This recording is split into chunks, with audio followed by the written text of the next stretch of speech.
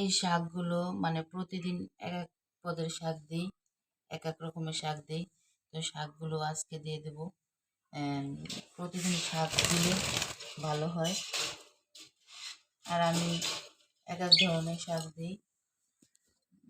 আপনারা শাক খাওয়ান কিনা তা জানি না, কিন্তু আমি প্রতিদিন এক এক পদের শাক দিই আমার পাখিদের। তারপরও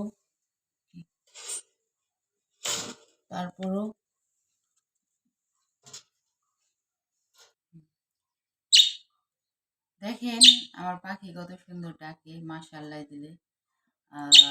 চোখ দুটো দেখেন মাশাআল্লাহ দিলে কত সুন্দর। এদিক দিয়ে আবার আরেকজন আওয়াজও করছে। ও দেখছেন আপনাদের পাখিগুলো কি এরকম দেখেন, মানে খুবই মিল। দেখেন ওরা কি সুন্দর চুমাচুমি করতেছে। আর এই মেডিসিনটা আমি পাখিদের জন্য আনছি। ডিম থেকে বাচ্চা হয় না দেখা, ডিম পারে ঠিকই কিন্তু বাচ্চা হয় না। পানির সাথে মিশিয়ে দিছি মেডিসিনটা। 12 ঘন্টা পর পর পানি পাল্টে দেবো। আর আমি আমার পাখিদের এই খাওয়াগুলা খাওয়াই মিশানো। আপনারা কি খাওয়ান? আমার শাক সবজি সব কিছুই আমি নতুন নতুন মনে এক একদিন এক একটা খাওয়াই।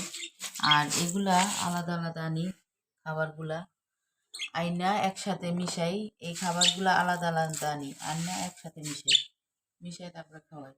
দেখেন আমার পাখি অনেক সুস্থ সবল, কিন্তু সবই ভালো, কিন্তু ডিম দিলে বাচ্চা ফুরাইতে পারে না।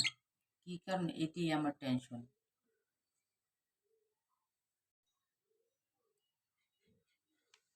আজকে অবশ্য ঘড়িটা